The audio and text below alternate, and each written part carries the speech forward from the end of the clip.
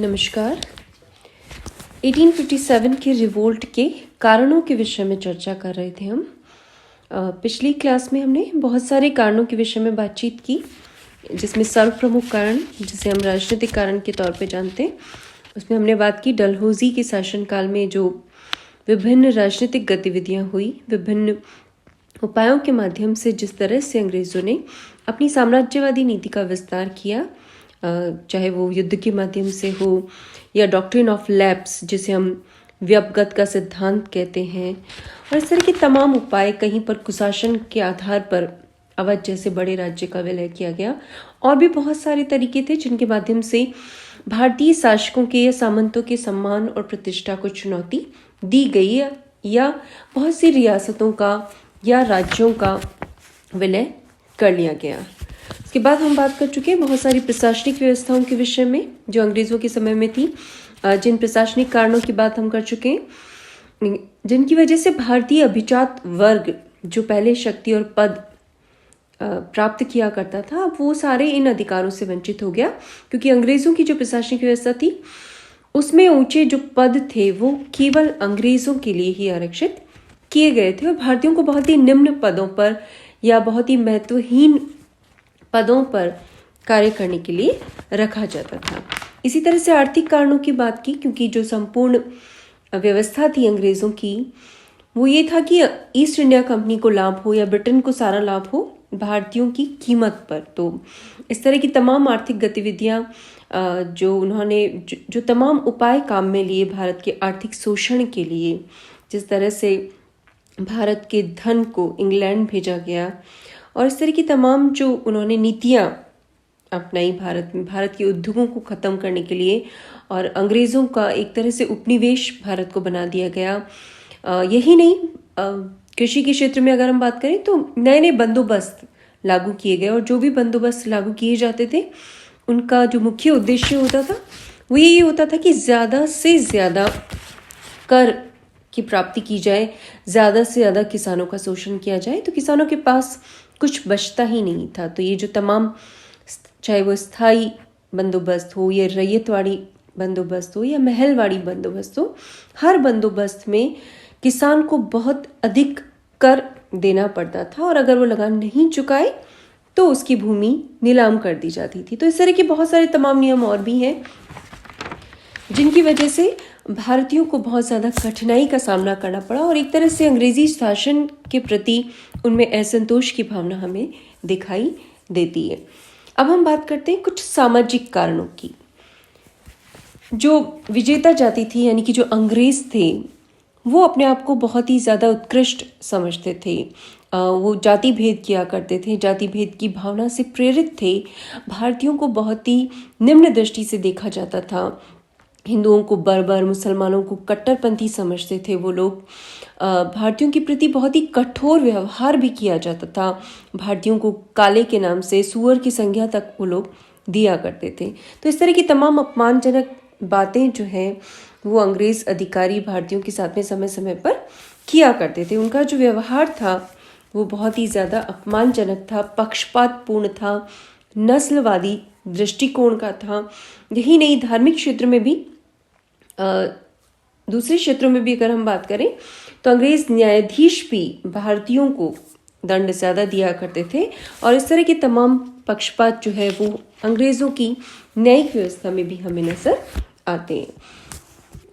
इसी तरह से अगर हम बात करें तो अंग्रेज़ों ने भारतीयों के सामाजिक क्रियाकलापों में भी हस्तक्षेप करने की नीति अपनानी प्रारंभ कर दी। भारतीयों की सामाजिक व्यवस्था में दखल दिया गया। इस चीज़ को भी भारत की रूढ़िवादी जनता ने पसंद नहीं किया। खासतौर से विलियम बेंटिक जो थे, उन्होंने सती प्रथा को बंद करने का प्रयास किया कानून के माध्यम से। इसी तरह से लॉर्ड कैनिंग के समय में विधवा पुनर्विवाह कानून पास किया गया। तो इस तरह के जो सामाजिक सुधार के उपाय भी लागू किए गए वो भी भारतीयों के द्वारा शंका की दृष्टि से देखे जाते थे। यही नहीं, जो विभिन्न वैज्ञानिक प्रयोग कंपनी कर रही थी भारत में, जैसे रेलवे लाइंस डली, तार जो थी वो संचार व्यवस्था के तहत डाली गई लाइंस, तो इन सब वैज्ञानिक प्रयोगों को भी भारतीय अत्यंत संशय की दृष्टि से देखते थे और उन्हें लगता था कि ये उनकी सभ्यता और धर्म पर प्रहार है। तो ये जो तमाम सामाजिक कारण हैं, इन्होंने भी कहीं ना कहीं भारतीयों के मन में अंग्रेजी शासन के विरुद्ध एक विद्रोह की भावना को जन्म दिया। इसी प्रकार से धार्मिक क्षेत्र में अगर हम बात करें तो बहुत सारे कारण हैं जो धार्मिक क्षेत्र में दिखाई देते हैं हमको। 1813 में कंपनी के एक आदेश पत्र के द्वारा ईसाई पादरियों को परमिशन लेकर यानी आज्ञा लेकर भारत में आने की सुविधा या अनुमति मिल गई थी। और इसके पश्चात 1813 के पश्चात इस नियम के पश्चात बहुत बड़ी संख्या में ईसाई पादरी भारत में आने लगे थे और उनका लक्ष्य भारत में ईसाई धर्म का प्रचार था। ये एक लक्ष्य था जिसको पूरा करने के लिए अंग्रेजों ने बहुत ज़्यादा काम किया था, बहुत ज़्यादा इसका प्रचार प्रसार किया था। उन्होंने स्कूल्स खोली, स्कूलों के माध्यम से पादरियों के माध्यम से हिंदू और मुस्लिम धर्म की आलोचना शुरू की और इस तरह से भारतीय सभ्यता और संस्कृति की आलोचना करना प्रारंभ किया। यही नहीं, अंग्रेजों ने स्त्री शिक्षा की शुरुआत की, बहुत सारे अस्पताल बनाए और ये जो तमाम उपाय या सुधार वो भारतीय व्यवस्था में कर रहे थे, इनके प्रति भी भारतीयों को लगा कि वो भारतीयों के सामाजिक नियमों में एक तरह से हस्तक्षेप कर रहे हैं, उनमें ज़्यादा रुचि ले रहे हैं। इसी तरह से सैनिक क्षेत्र में भी ईसाई धर्म का प्रचार किया गया। बहुत सारे पादरी, लेफ्टिनेंट और मिशनरी कर्नल्स को नियुक्त किया गया जिनका मुख्य कार्य था भारतीय सैनिकों को ईसाई बनाना। अगर कोई भारतीय सैनिक ईसाई धर्म को ग्रहण कर लेते थे तो उन्हें पदोन्नति भी प्रदान की जाती थी। इसी तरह से जो स्कूल्स थी उनमें बाइबल का अध्ययन अनिवार्य कर दिया गया था। मिशनरी स्कूल्स में तो ईसाई धर्म की शिक्षा दी ही जाती थी। हिंदू धर्म के स्कूल में भी हिंदू शिक्षा पर रोक लगा दी गई थी। तो इस तरह के तमाम जो काम थे उससे भारतीयों के सामाजिक जीवन में भी हस्तक्षेप की शुरुआत अंग्रेजों ने कर दी थी। पाश्चात्य शिक्षा ने एक तरह से भारतीयों का जो सामाजिक सांस्कृतिक जीवन था उसकी विशेषताओं को नष्ट करने का प्रयास किया।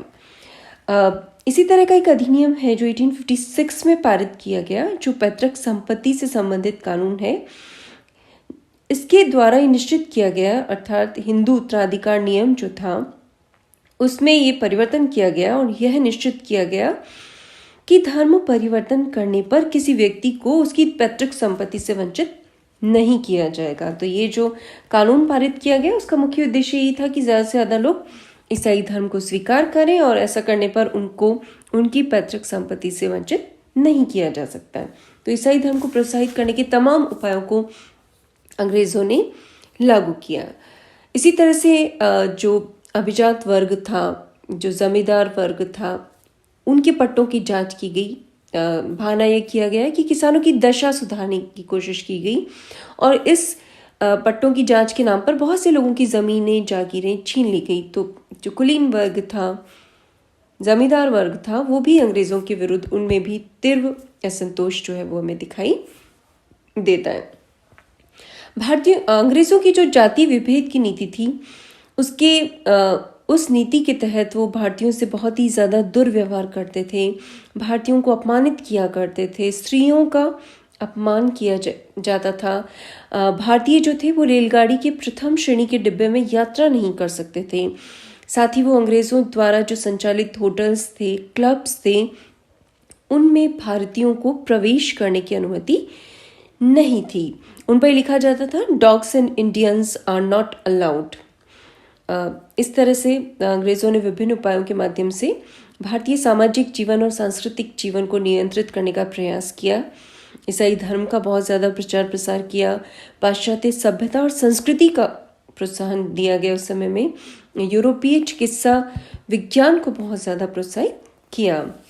तो ये जो तमाम उपाय थे उनसे भारतीयों को लगा कि अंग्रेज उनकी सभ्यता और संस्कृति को नष्ट करना चाहते थे। तो ये जो तमाम कारण थे सामाजिक और धार्मिक क्षेत्र में, इनके विषय में हम बात कर रहे हैं। इसके बाद हम बात करेंगे बहुत सारे सैनिक कारण, क्योंकि एक सैनिक कारण से इस विद्रोह का प्रारंभ हुआ था। तो वो जो सैनिकों में असंतोष के बहुत सारे कारण थे उनके विषय में हम बात करेंगे नेक्स्ट क्लास में। धन्यवाद।